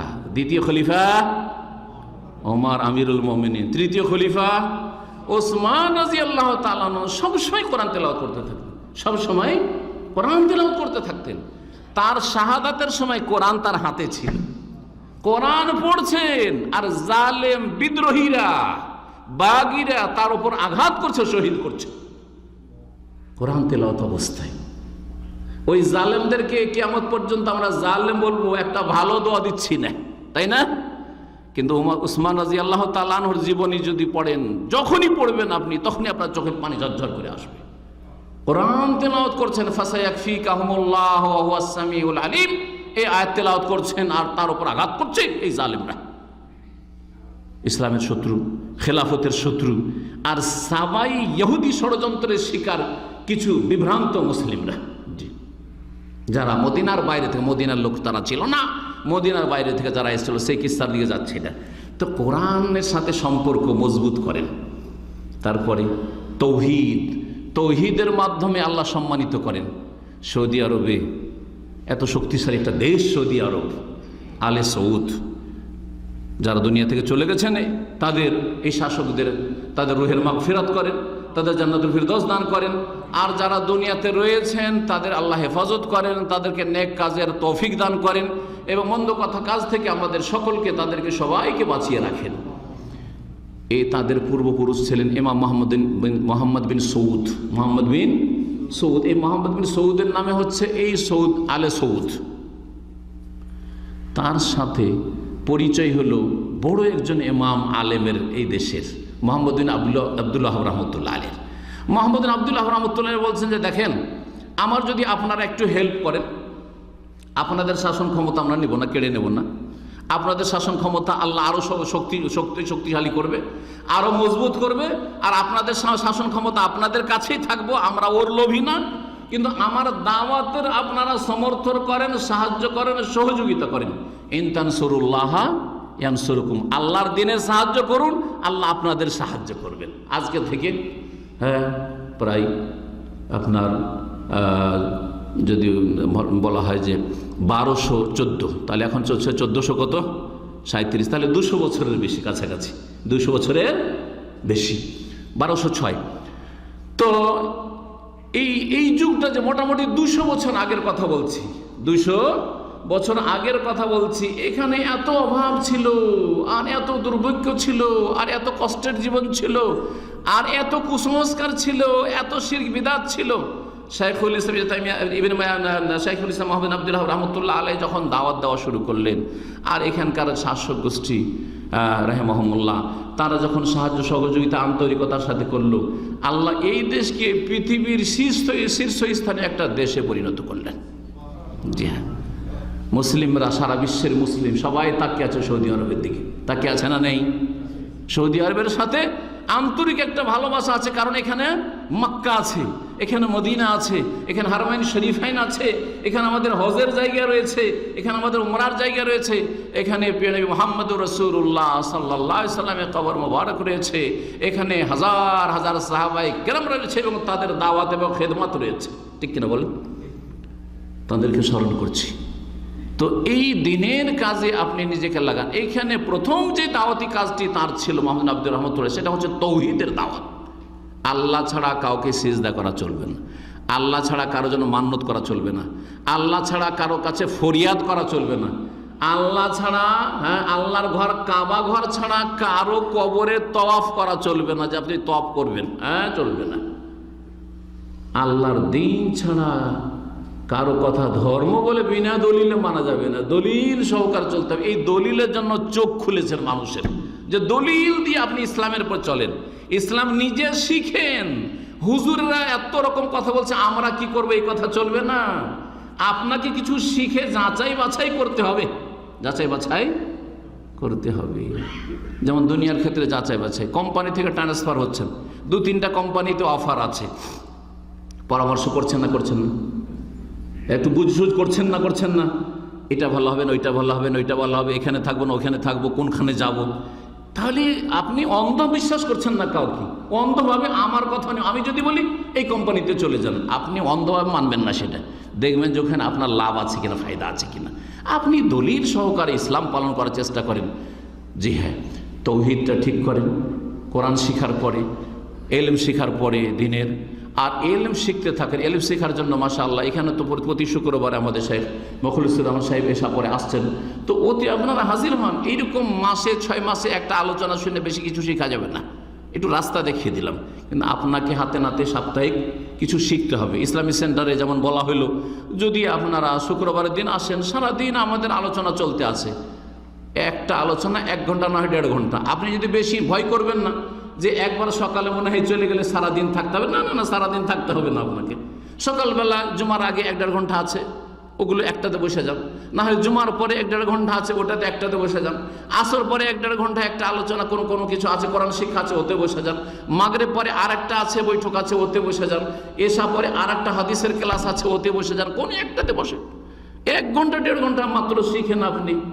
আল্লাহ রাব্বুল আলামিন আপনাদেরকে সকলকে ইলম শেখার তৌফিক দান করেন, উপকারী ইলম দান করেন, আর ভালো আমল করার তৌফিক দান করেন, তাওহীদ সুন্নাহকে কায়েম করার তৌফিক দান করেন, এবং শিরক আর বিদআত থেকে বেঁচে থাকার তৌফিক দান করেন। আর আপনি আমি যে মুসলিম, এই মুসলিম থাকার প্রমাণ হচ্ছে 5 ওয়াক্ত নামাজ। নামাজ পড়লে সম্মান আছে, নামাজ পড়লে সম্মান আছে। আল্লাহ বলছেন কোনো মুসলিমকে, সে শাসক হোক, নেতারা হোক, আর সাধারণ মানুষ হোক, সূরা হজে আল্লাহ বলেছেন ওদেরকে যদি শক্তিশালী করি, ক্ষমতা দিই, তো কি করবে তারা? আল্লাযীনা ইন মাক্কান্নাহুম ফিল আরদ আকামুস সালাতা ওয়া আতাউজ যাকাতা ওয়া আমারু বিল মারুফ ওয়া নাহাউ আনিল মুনকার। 4টি কাজের কথা বলেছেন। এটা হচ্ছে একটা কর্মসূচি, 4টি কর্মসূচি এখানে।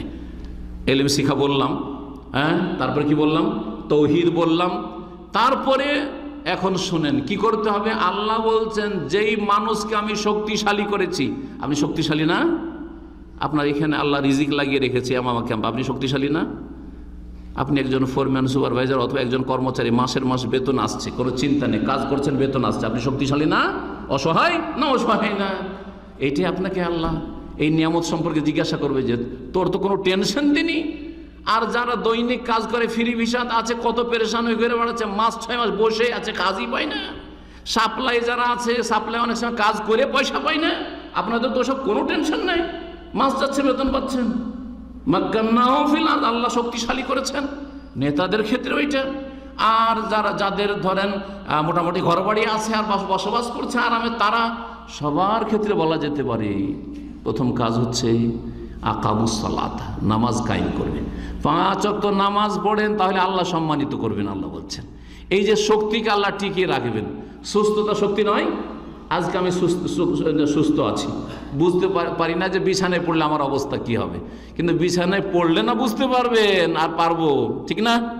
তাহলে এই যে সুস্থ আছেন, আকামুস সালাত, নামাজ কায়েম করেন, আল্লাহ নিয়ামতকে টিকিয়ে রাখবেন, সুস্থ রাখবেন, রুজিকে টিকিয়ে রাখবেন। কত লোকের রুজি ছুটে যাচ্ছে, কত লোকের এক্সিট লেগে যাচ্ছে, কত লোকের দুর্ঘটনা, অ্যাক্সিডেন্ট হয়ে যাচ্ছে আর খোড়া হয়ে যাচ্ছে। আল্লাহ আপনাকে সুখী করেছে, আল্লাহ শুকরিয়া আদায় করে। আকামুস সালাত, নামাজ কায়েম করেন। ওয়া আতাউজ যাকাতা, পয়সা যাদের আছে যাকাত ঠিকভাবে দেন, এটা একটা কাজ করেন, আল্লাহ সম্মানিত করবেন। যখন আপনি গ্রামের গরিবদেরকে ঠিকভাবে যাকাত দেবেন, অন্তর থেকে তারা মহব্বত করবে। ওরা চাইবে যে আপনার মতো ভালো মানুষ যাকাত দেনেওয়ালা গ্রামে বেঁচে থাক, যে হয়তো তাদেরকে এমন দিতে পারছেন আপনি যে তাতে তারা মোটামুটি তারা অনেক তাদের প্রয়োজন মিটিয়ে নিচ্ছে। যাকাত দেওয়া মানে ফকির বাড়ানো নয়। আমার দেশে যাকাতের বন্টনটা ভুল। ওই একটা করে পচা সরা শাড়ি দিবেন, শাড়ির লাইন লাগিয়ে দিয়েছেন মহিলাদেরকে, আর পুরুষদেরকে ওই পচা সরা লুঙ্গি, সস্তা লুঙ্গির লাইন লাগিয়ে দিয়েছেন। জাকাতের টাকা দিয়ে লুঙ্গি কিনা আর শাড়ি কিনা, এগুলো বেদাতি তরিকা, এগুলো ফালতু তরিকা, আর এগুলো দিয়ে ফকির বাড়ানো। আর ওই ফকির যারা জাকাতের লুঙ্গি আর শাড়ি নিতে আছে, ওরাও আজকাল ওই সব করবে না। সুতরাং এইসব বিদাতি কাজ করবেন না। আপনার সারা এলাকার, গোটা এলাকার ফকির অভাবীকে দিতে হবে না, আপনার গ্রামের অভাবীদের অভাব দূর করে দেন। 10 জন লোক যদি ঠিকভাবে জাকাত দেয়, আর গ্রামে 10, 20 জন, 50 জন গরিব আছে, তাদেরকে যদি 10,000, 20,000 টাকা করে দিয়ে দেয়, ছোট্ট ক্ষুদ্র একটা ব্যবসা তাদের দাঁড় করে দেয়, অভাব দূর হয়ে যাবে। আগামী বছর আর ওরা আপনার ফেতরাও চাইতে আসবে না, ওরা আপনার জাকাতও চাইতে আসবে না, আর ওরা অভাবী গরিব দরিদ্রও থাকবে না। জাকাত। আর কি করতে? আমারু বিল মারুফ, ভালো কাজের উপদেশ দেন, মানুষকে ভালো কাজের কথা বলেন। যারা নামাজি, বেনামাজিদেরকে নামাজের জন্য ভালোভাবে ডাকেন, আক্রোশমূলক না, কষ্ট দেওয়া কথা না, ব্যথা দেওয়া কথা না। আর ঝগড়া করার কথা নয়, ভালোভাবে বলেন, আপনি ভালোভাবে বলতে থাকেন, নসিহত করতে থাকেন। এখানে হোক আর আপনার আত্মীয় স্বজন ভাই বোন হোক আর আপনার বংশধর হোক, আপনার গ্রামবাসী হোক, উত্তম পন্থায় মানুষকে ইসলামের দিকে ডাকেন, তৌহিদের দিকে ডাকবেন, ইসলাম শিখার দিকে ডাকবেন, আর নামাজের দিকে ডাকবেন। আমারু বিল মারুফ, অন্যায় কাজ করছে, পাপ করতে নিষেধ করেন ভালোভাবে, যে যেমন করে পারছেন। ওয়া নাহওয়ারিল মুনকার, এই কয়েকটি কাজের কথা বললাম, এগুলিতে রয়েছে সম্মান। প্রথম সম্মান পাওয়ার মাধ্যম হচ্ছে ইসলাম শিখতে হবে। কি শিখতে হবে? কোরআন শিখতে হবে। খাইরুকুম মান তাআল্লামাল কোরআনা ওয়া আল্লামাহু, তোমাদের মধ্যে সবচেয়ে উত্তম ভালো মানুষ, শ্রেষ্ঠ মানুষ যারা কোরআন শিখে অথবা শিখায়। আপনারা কোরআন শিখেলেন যারা জানেন না, আর যারা শিখেছেন তারা 2-4 জন করে শিখান, যে আমি কোরআন শিখেছি, আমি আরো 2-4-10 জনকে কোরআন শিখাবো। আল্লাহ পাক রব্বুল কোরআনে কারীম শিখার তৌফিক দান করেন, কোরআনে কারীম মুখস্থ করার তৌফিক দান করেন, কোরআনে কারীমের প্রতি আমল করার তৌফিক দান করেন, কোরআনে কারীমের তরজমা তাফসীর শিখার তৌফিক দান করেন, কোরআনে কারীমে দিয়ে আমাদের পরিবার গঠনের তৌফিক দান করেন, সমাজ গঠনের তৌফিক দান করেন, দেশ গঠনের তৌফিক দান করেন, এবং কোরআনে কারীমের সাথে আমাদের আন্তরিক মহব্বত দান করেন। যে আল্লাহ কোরআনে কারীম নাজিল করে আমাদেরকে হেদায়েত করেছেন, তাকে অন্তর থেকে ভালোবাসা তৌফিক দান করেন, এবং এই ভালোবাসার ভিত্তিতে আল্লাহর যাবতীয় ইবাদত সুন্দর করে আদায় করা তৌফিক দান করেন। যেই প্রিয় রাসূল সাল্লাল্লাহু আলাইহি সাল্লামের কোরআনে কারীম নাজিল হয়েছে, তাকে অন্তর থেকে ভালোবাসার তৌফিক দান করেন। আর তার আন্তরিক ভালোবাসার দাবি হচ্ছে যে নবীর তরিকা ছাড়া অন্য কোনো তরিকা ফলো করবেন না।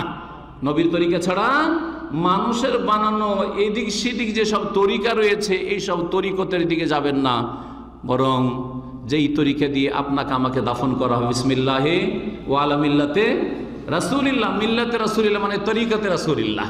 রাসূলুল্লাহ সাল্লাল্লাহু আলাইহি ওয়াসাল্লাম তরিকা শিখতে হবে, আমল করতে হবে, সেই দিকে ডাকতে হবে। দলিল সহ আমাদেরকে চলার তৌফিক দান করেন। আর শেষখানে আবার শুকরিয়া আদায় করছি আপনাদের যারা এখানে বিভিন্ন ক্যাম্প থেকে বা বিভিন্ন এলাকা থেকে হাজির হয়েছেন, আর এখানে আপনার যেসব ভাইয়েরা এখানে এমামা ক্যাম্প থেকে হাজির হয়েছেন, আর বিশেষ করে আমাদের ভাই ক্যাম্পস সাহেব হাজির হয়েছেন, মোহাম্মদ আলী ভাই দেখা হয়েছে, মোহাম্মদ আলী ভাই এসেছেন, জাযাকাল্লাহ খের। আল্লাহ আপনার ভালো করুক, আপনার পরিবারের ভালো করুক, আপনার ছেলে মেয়েদের ভালো করুক, এবং আপনার সাথে যে সাথী সঙ্গীরা রয়েছে তারা বাংলা ভাষাভাষী হোক অথবা অন্য কোনো ভাষাভাষী হোক, তাদের সাথে সদ্ব্যবহার করবেন, তাদের সাথে নম্র ব্যবহার করবেন। এর মাধ্যমে মানুষের অন্তর জয় করা যায়, এর মাধ্যমে মানুষের ভালোবাসা পাওয়া যায়, এবং সার্বিক সহযোগিতার চেষ্টা করবেন। আল্লাহ রাব্বুল আলামিন যেন আপনার রুজিতে বরকত দান করেন। আর আপনার সাথী সঙ্গীরা যারা স্টাফ রয়েছে এখানে ক্যাম্পে সঙ্গীরা রয়েছে, আল্লাহ তাদের রুজিতে যেন বরকত দান করেন, এবং কোনো ভাইয়ের যদি বালা মুসিবত থাকে বালা মুসিবত যেন দূর করে দেন। আল্লাহ আপনাদের যাদের বাবা মা দুনিয়া থেকে চলে গেছেন তাদের জান্নাতুল ফিরদৌস দান করেন, জাহান্নামের আযাব থেকে রক্ষা করেন, কবরের আযাব থেকে রক্ষা করেন। আর যেসব ভাইদের বাবা মা বেঁচে আছে তাদেরকে আল্লাহ সুস্থ রাখেন, তাদেরকে সহি সালামতে রাখেন, দিনের ওপর কায়েম রাখেন, এবং হালাল রুজিতে আপনাদের বরকত দান করেন, হারাম রুজি থেকে বেঁচে থাকার তৌফিক দান করেন। আর শেষখানে আবার আশা রাখবো আমাদের মোহাম্মদ আলী ভাইয়ের কাছে যে এইরকম সুন্দর মাঝে মাঝে অনুষ্ঠান বা মাসিক অনুষ্ঠান করার জন্য আমাদের সাথে সার্বিক সহযোগিতা করবেন, সৎ পরামর্শ দেবেন, এবং যে কোনো সময় আমাদের টেলিফোন খোলা আছে, এবং আমাদের সাথে যোগাযোগের সব রকমের সুযোগ আছে। আপনারা শুধু চাইলে ইনশাআল্লাহ তাআলা আমরা এখানে মাঝে মধ্যে প্রোগ্রাম রাখবো। আল্লাহ যেন আপনাদের সকলকে তৌফিক দান করেন এবং আমাদেরকে নেকির কাজে অংশ নেওয়ার তৌফিক দান করেন। যেসব ভাইয়েরা এখানে বিভিন্ন দিক থেকে সহযোগিতা করেছেন সকলকে আল্লাহ যেন উত্তম বদলা দান করেন, গুনাহ খাতা যেন মাফ করে দেন। ওয়া জাযাকুমুল্লাহু খাইরান ওয়া বারাকা ফীকুম ওয়া সুবহানা রাব্বিকা রাব্বিল ইজ্জাতি আম্মা ইয়াসিফুন ওয়া সালামুন আলাল মুরসালিন ওয়া আলহামদুলিল্লাহি রাব্বিল আলামিন। একটা গুরুত্বপূর্ণ প্রশ্ন করেছেন আমাদের আব্দুল খালিক ভাই, যে 4 রাকাত নামাজ, 4 রাকাতের বেশি তো নামাজ কোনো নামাজই নাই এক সালামে, তাই না? জোহর 4, আসর 4, এশা 4, 4 রাকাত নামাজ। 4 রাকাত নামাজের জামাত চলছে আর ইমাম 4 রাকাত পড়ে দাঁড়িয়ে গেছে, এটাই তো দাঁড়িয়ে গেছে। কি করা উচিত ছিল? বাধ্যতামূলক বসা উচিত ছিল, কিন্তু দাঁড়িয়ে গেছেন উনি। মুক্তাদিরা সুবহানাল্লাহ বলেছে, লোকমা দিয়েছে, কিন্তু সে পরোয়া করেনি বা খেয়াল করেনি, বা মোট কথা আর ফিরলো না। অনেক সময় মাসলা না জানার কারো ফের না, হয়তো শুনলো, শোনার পরেও ও ভাবছে যে আমি পুরোপুরি যখন দাঁড়িয়ে গেছি তখন আর ফিরবো না। না, 4র্থ রাকাতের পরে যদি দাঁড়িয়ে গিয়ে থাকে, যেহেতু 5ম রাকাত কোনো নামাজ নেই, একসাথে 5 রাকাত বা 6 রাকাত নামাজ নেই, সুতরাং এখানে বাধ্যতামূলক বসতে হবে, যদিও সোজা হয়ে পুরোপুরি দাঁড়িয়ে যাক না কেন ইমামকে কি করতে হবে, ফিরে চলে আসতে হবে, বসে যেতে হবে। যদি ইমাম বসলো না, এখন মুক্তাদিরে কি করবে? হ্যাঁ, মুক্তাদিরে ইমামকে এখানে ফলো করবে না, কারণ ইমামকে যদি ফলো করে পঞ্চম রাকাতে উঠে যায় তাহলে 5 রাকাতের কোনো নামাজ নেই, করবেটা কি? সুতরাং ওখানে বসেই থেকে যাবে, ওরা বসে থেকে যাবে। আর ইমাম ভুল করে যদি এরকম চলতে থাকে, চলুক, 1 রাকাত ও চালাক, আর তারপরে ফিরে আসবে অথবা মাঝখানে ফিরে আসবে, তারপরে তার সাথে ইমামের সাথে সালাম ফিরবে। ইমামের সাথে কি করবেন আপনারা? সালাম ফিরবেন, আত্তাহিয়াত আর দরুদ যেগুলো পড়ার লাগে সেসব পড়ে সালাম ফিরবেন। জি, বাকি প্রথম তাশাহুদে যদি হয় মাগরিবের 2 রাকাত পরে অথবা এশা বা জোহরের 2 রাকাত পরে কি করতে হবে?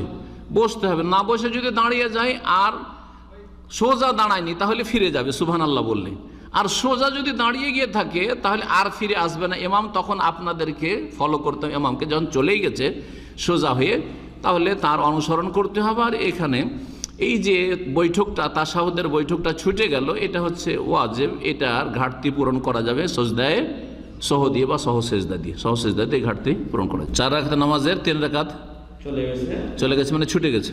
3 রাকাত আসলে ওনার ধর্মগুলোরে 3 রাকাত পেয়েছেন, বাকি তার 1 রাকাত। 1 রাকাত বাকি আছে। যদি 1 রাকাত বাকি থাকে অথবা 2 রাকাত বাকি থাকে অথবা 3 রাকাত বাকি থাকে, একটা কায়দা শুনেন, কায়দা কানুন সার্কুলার শুনেন। সেটা হচ্ছে, যেই নামাজটা আপনি পেয়েছেন ইমামের সাথে সেই নামাজটা আপনার প্রথম, সেই নামাজগুলি হচ্ছে আপনার প্রথম, আর বাকি যেগুলো পড়বেন সেগুলো হচ্ছে শেষ, সেগুলো হচ্ছে শেষ। তাহলে 3 রাকাত যখন পেয়েছেন আপনি, লেগেছেন ইমামের কোন রাকাতে?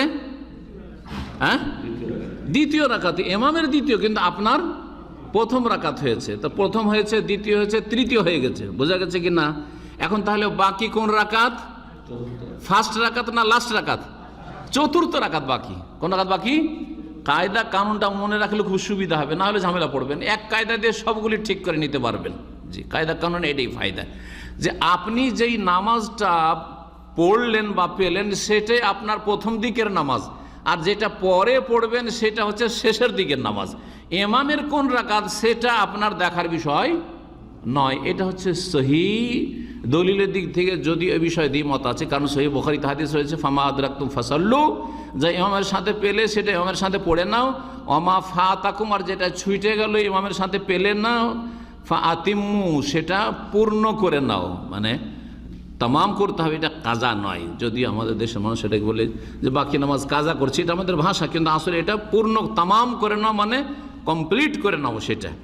তাহলে প্রথম রাকাত হয়ে গেছে, দ্বিতীয় হয়ে গেছে, তৃতীয় হয়ে গেছে, তাহলে কোন রাকাত বাকি? চতুর্থ। চতুর্থ রাকাতে কোন নামাজে সূরা ফাতিহার সাথে অন্য কোন সূরা, ইমামেরও মিলানো নেই, মুক্তাদিরও মিলানো নেই, ঠিক কিনা? সুতরাং শুধু সূরা ফাতিহা পড়বেন। জানাজার নামাজে সানা মানে সুবহানাকার যে দোয়া রয়েছে, ইস্তেফতার দোয়া, আমাদের দেশে সানা বলে প্রসিদ্ধ, কারণ সানা মানে প্রশংসা, গুণগান, আল্লাহর গুণগান হতে আছে, ওই জন্য সানা বলা হয়। আসলে সূক্ষ্ম হাদিস আছে দোয়াউল ইস্তিফতা, এটা হচ্ছে নামাজ শুরুর দোয়া তাকবীর তাহরিমার পরে। তো এই দোয়া পড়া লাগবে কিনা, এই মর্মে পড়ার প্রমাণে কোনো একটিও হাদিস নেই, কোনো একটি হাদিসও নেই। পক্ষান্তরে সূরা ফাতিহা পড়ার হাদিস আছে আব্দুল্লাহ ইবনে আব্বাস রাদিয়াল্লাহু তাআলা আনহুমা থেকে বর্ণিত। সুতরাং সূরা ফাতিহা পড়বেন, এই ভুলটা অনেক ভাইরাই করেন। হাদিস পাওয়ার পরে ভুল করবেন না, কারণ আইম্মায়ে কেরাম 4 ইমামেরই কি ছিল, মযহাব ছিল হাদিস মানা। হয়তো ওই হাদিসটা বলিষ্ঠ সূত্রে পৌঁছেনি, অথবা এখন হাদিস সংকলন হয়নি, মেলা কারণ হইতে পারে যেগুলো আলেমারা উল্লেখ করেছেন। কিন্তু আমার কাজ হচ্ছে, আপনার কাজ হচ্ছে আমার কথা আর রসুলের কথা সাল্লাল্লাহু আলাইহি সাল্লাম, দুটো 2 রকম হলে কোনটা নেবেন আপনি? কোনটা নেবেন? আমার কথা নেবেন না, সোজা কথা। কার কথা নেবেন? যখন স্পষ্ট হয়ে যাবে আমি রাসূলুল্লাহ সাল্লাল্লাহু আলাইহি ওয়াসাল্লামের কথা, আর একজন আলেম বলেছে রাসূলুল্লাহ সাল্লাল্লাহু আলাইহি ওয়াসাল্লামের কথা, এটা দেখেন এই হাদিস, আর আমি হয়তো ওই হাদিসটা জানি না বা ভুলে গেছি, আমি উল্টো বলিস, আমার কথা নেওয়া যাবে না? নেওয়া যাবে না। ঠিক ওই রকম সমস্ত আলেম ইমামদের ক্ষেত্রে ওইটাই। তো কথা হচ্ছে যে মযহাব বা ইমামদের ইখতিলাফগুলির ক্ষেত্রে এইটা তরিকা সব সময় ফলো করবেন, যে নবী করিম সাল্লাল্লাহু আলাইহি ওয়াসাল্লামের কথাকে সবসময় প্রাধান্য দিতে হবে, কারণ তাকে আল্লাহ রসুল করে পাঠিয়েছেন, আর কাউকে পাঠাননি। জি, ইমাম আবু হানিফার উক্তি রয়েছে রাহিমাহুল্লাহ, উতরুকু কওলি লিকাওলি রাসূলিল্লাহ সাল্লাল্লাহু আলাইহি ওয়াসাল্লাম, রাসূলুল্লাহ সাল্লাল্লাহু আলাইহি ওয়াসাল্লামের কথার সামনে আমার কথাকে ছেড়ে দিবে, রাসূলের কথার সামনে আমার কথাকে কি করবে, ছেড়ে দেবে। ওই রকমই শাফি, মালিক, আহমদ যারই হোক না কেন, হ্যাঁ, আপনার বাপের কথা একদিকে বাপ বলছে, একদিকে আল্লাহ বলছেন, কোনটা নেবেন? আল্লাহ। তার মানে এই না যে বাপের আপনি মানহানি করলেন, বাপের শ্রদ্ধা আপন জায়গায় ঠিক আছে, কিন্তু বাপের এই কথাটা রাখা যাচ্ছে না। আপনার বাপ অজ্ঞ মানুষ যদি আপনাকে বলে যে ওই বেটাকে মেরে আয়, আর দেখছেন মারলে মানে জুলুম হবে ওর উপরে, তো মারতে যাবেন নাকি? কারণ বাপকে রাজি রাখতে হবে, সেই জন্য মারতে হবে নাকি? না, হারাম আপনার জন্য।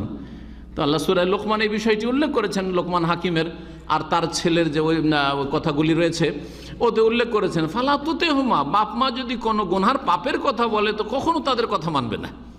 ও সাহেব হোমা ফিদ দুনিয়া মারুফা, কিন্তু তাদের সাথে বেয়াদবি করবে না, তাদের সাথে ভালোভাবে আচরণ করো, ভালোভাবে দুনিয়াতে থাকো। আব্বাকে ভালো করে বুঝাবেন। দেখেন, বাপ সিগারেট খাচ্ছে, আজকে একজন বড় শাইখের কথা শুনছিলাম, খুব সুন্দর উদাহরণটি। আপনার বাপ সিগারেট খাচ্ছে আর আপনার ছেলেও সাবালক সিগারেট খাচ্ছে, দুইজনের সাথে আচরণ একরকম করবেন না দুই রকম করবেন? হ্যাঁ, জোরে বলেন না। দুই রকম করবেন, ঠিক না? ছেলে সিগারেট খাচ্ছে, সিগারেট খাওয়া আপনি পছন্দ করেন না, আপনিও যদি সিগারেট খাওয়া লোক হন তো ভাবছেন যে আমি খাচ্ছি তো আমার ছেলেকে কেন নিষেধ করবো, হইতে পারে এরকম খারাপ লোক। কিন্তু না, খারাপ লোকও চায় না যে আমার ছেলে খারাপ হোক, হ্যাঁ, ওর বদভ্যাস হয়ে গেছে, কিন্তু চায় না যে আমার ছেলে ওই সিগারেটের নেশা করুক, ঠিক না? তো ছেলেকে শাসন করা যেমন, তেমন কি বাপকে শাসন চলবে? মোটেই চলবে না। আপনার ছেলেকে আপনি ধমক চমক মায়ের, তারপরে তার সিগারেটটা নিয়ে ভেঙে ফেলে দেন, যা ইচ্ছা তাই করেন, ঠিক না? বাড়িতে রাখবো না, তোকে তাড়িয়ে দেবো, খেতে দেবো না, ভাতের থালা টেনে, সব চলতে পারে, যেটা দিয়ে শাসন হইতে পারে সেটাই করতে পারেন আপনি। কিন্তু আপনার বাপকে যদি এই কথা, ভাতের থালাও টানলেন না, আপনি যদি সিগারেট খান, তাহলে আপনাকে আমি বাড়িতে রাখতে পারবো না, কবিরা গুনাহ হয়ে যাবে, কবিরা গুনাহ হয়ে যাবে। বোঝা গেছে? যদি হ্যাঁ আপনার হুঁশ দিশা নেই, সিগারেট খাচ্ছেন, বেশি কিছু বললেন না, আপনার দিশা হুঁশ নেই, জ্ঞান বুদ্ধি নেই, সিগারেট খাচ্ছেন, কথা বলা যাবে এটা গুনাহ হবে কি হবে না? বেয়াদবি। কিন্তু ছেলেকে এর চাইতে বড় বড় কথা হয়তো বলে দিতে পারেন আপনি, বুঝছেন না? তো আপনাকে চিন্তা করে একটু বলতে হবে। আর আল্লাহর সামনে, আল্লাহর দিনের সামনে কারো কথা রাখা যাবে না। জি, ধন্যবাদ। নফল নামাজ, সুন্নত নামাজ, ফরজ ছাড়া সব নামাজ বসে পড়া যাবে, কিন্তু অর্ধেক নেকি হবে। সুন্নত নফল নামাজ বসে পড়া যাবে, অসুবিধা নেই, কিন্তু নেকি কত হবে? অর্ধেক হবে। কে চান অর্ধেক নেকি? যারা চান তো এরকম। নেকিতে বেশি ভক্তি নেই, নেকিতে ভক্তি নেই। আচ্ছা, আপনাদেরকে যদি বলে যে আপনাদের দুটো সাইট আছে, একটা পোর্টে যদি চাকরি করো তো 2000 রিয়াল বেতন, হ্যাঁ, আর যদি ওইদিকে তোমার মনে করেন যে রাকাতে চাকরি করো তাহলে হ্যাঁ 1000, কোনটা যাবেন? অথবা একটা 10 কিলোমিটার দূরে ডিউটি, সাইট হচ্ছে 10 কিলোমিটার দূরে, 2000 বেতন, আরও বেশি করে দিই। সেকেন্ড ইন্ডাস্ট্রিয়াল সিটি কত দূর? 30-40 কিলোমিটার, তাই না? 30 কিলোমিটার দূরে ডিউটি, 2000 বেতন। আর আপনার এখানে কাছেই ডিউটি, একেবারে ক্যাম্পের কাছে 1000 বেতন, কোনটা নেবেন? যেতে 1 ঘন্টা কমপক্ষে, আসতে 1 ঘন্টা 2 ঘন্টা আরও বেশি লাগবে। তারপরেও টাকার ক্ষেত্রে এত চালাক চতুর, আর নামাজের ক্ষেত্রে এত কেন অভক্তি অনীহায়? এই তরিকাটা ভুল তরিকা। তবে লম্বা তাহাজ্জুদ পড়েছেন, কালাম তো নবী সাল্লাল্লাহু আলাইহি ওয়াসাল্লাম তাহাজ্জুদের পরে 2 রাকাত বসে নফল পড়েছেন, আপনি ওই রকম পড়েন। এশা পরে, মাগরিব পরে বসে বসে নফল কেন পড়বেন আপনি? এখন আপনার বেশি নেকি দরকার, কারণ আপনি তাহাজ্জুদ পড়তে পারেন না, আর এইটা দিয়ে আপনার নেকি বেশি করতে হবে। কিন্তু একটা লোক ধরেন 1 ঘন্টা তাহাজ্জুদ পড়েছে, নবী সাল্লাল্লাহু আলাইহি ওয়াসাল্লাম তো 1 ঘন্টা না, 4-5 ঘন্টা 6 ঘন্টা করে তাহাজ্জুদ পড়েছেন। 1 ঘন্টা তাহাজ্জুদ পড়েছেন, ও অনেক ক্লান্ত হয়ে গেছে, একটু বসে বসে 2 রাকাত নফল পড়ি, কোনো দোষের কথা না, সুন্নাত। এটা তো ওর জন্য সুন্নাত, কিন্তু আমার জন্য, আপনার জন্য মসজিদে বসে বসে আপনি নফল পড়ি, এটা সুন্নাত নয়, জায়েজ আছে। কিন্তু আপনার নেকিতে কতটা ভক্তি আল্লাহ অন্তর্যামী ভালো করে বুঝছেন, যে নেকির বেশি দরকার নেই, টাকার দরকার, 2000 বেতন নেব, দূরে যাব, কিন্তু নেকি অত দরকার নেই, 2 রাকাত নামাজ পড়বো, 1 রাকাতের সওয়াব নেব। বাংলাদেশে ফরজ সালাতের পরে, ফরজ নামাজের পরে 2 হাত তুলে সম্মিলিত মোনাজাত করে, দোয়া মানে মোনাজাত বলে ওইটাকে, মোনাজাত করে, আর সৌদি আরবে করা হয় না। এটা কেন? কারণ নবী করিম সাল্লাল্লাহু আলাইহি ওয়াসাল্লাম জীবনে কোনোদিন করেননি, আর সৌদি আরবটা রাসূলুল্লাহ সাল্লাল্লাহু আলাইহি ওয়াসাল্লামের দেশ, এখানে সহিহ সুন্নতটা আছে, যার ফলে এখানে কোনো মসজিদে সম্মিলিত দোয়া হয় না। তবে বাংলাদেশে সবাই যে সম্মিলিত মোনাজাত করে সব মসজিদে, এটা কথা ভুল, আপনি জানেন না, সেজন্য আপনার এলাকায় হয়তো সবাই সম্মিলিত মোনাজাত করছে।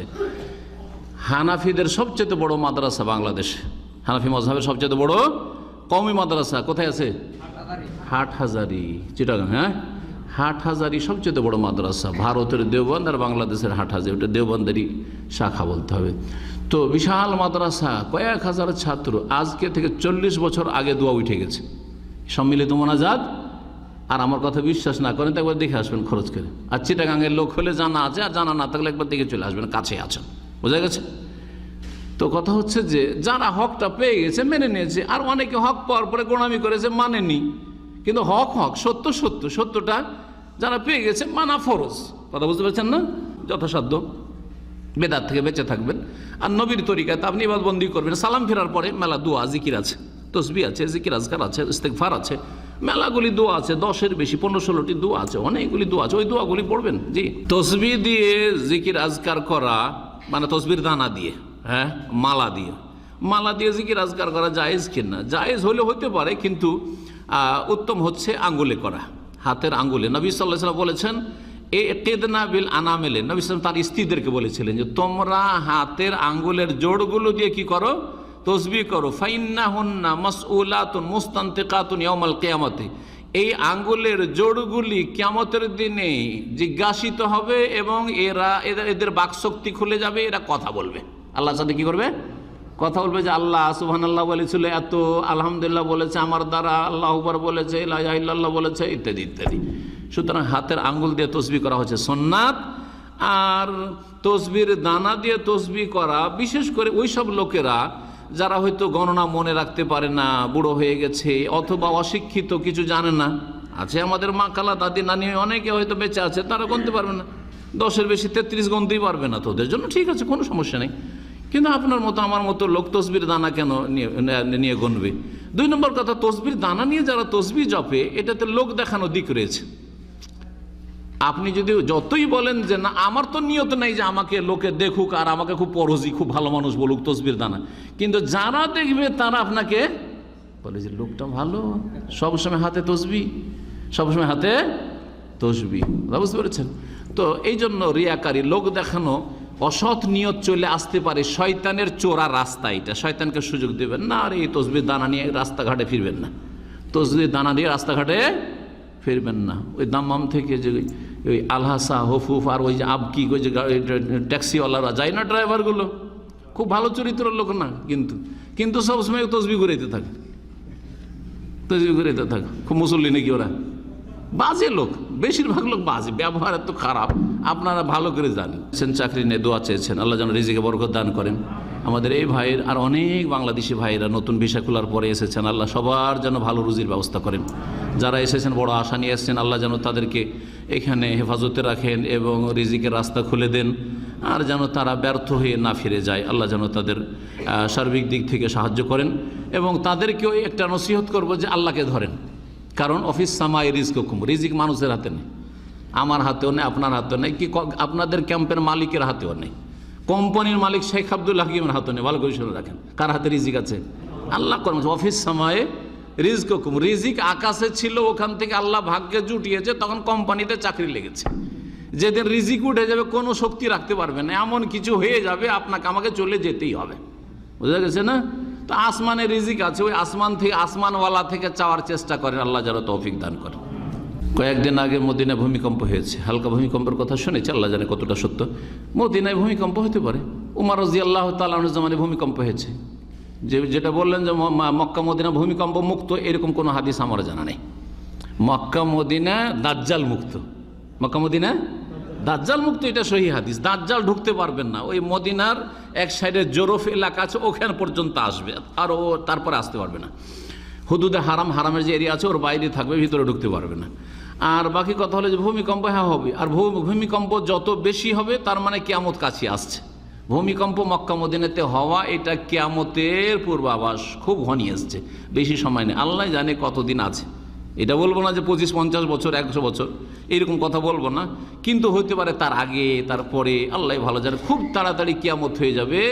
সুতরাং ভালো প্রস্তুতি নেন, ভালো জীবনযাপন। মা বাবা মারা যাওয়ার পর অথবা যে কোনো মুসলমান ভাই মারা যাওয়ার পরে তাদের নামে, মৃতের নামে ভোজ করে খাওয়া দাওয়া করা সুন্নত মোতাবেক নয়, সুন্নতের খেলাফ কাজ।